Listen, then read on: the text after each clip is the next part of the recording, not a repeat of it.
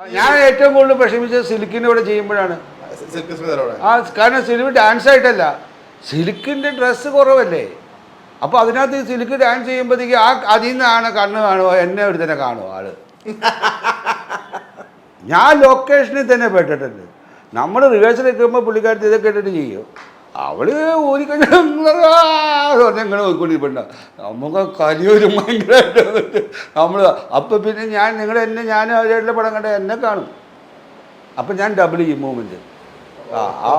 ഞാൻ അതൊക്കെ എനിക്ക് എൻ്റെ സർവൈവിങ് അല്ലേ. ഇല്ല, എനിക്ക് കാശ് തരുമോ? അപ്പം ഞാൻ അന്ന് നല്ല പൈസ മേടിച്ച് അഭിനയിച്ചുകൊണ്ടിരിക്കുന്നതിന് കാരണം എന്തായിരുന്നു, എന്നെ ഞാൻ സെല്ല് ചെയ്യും.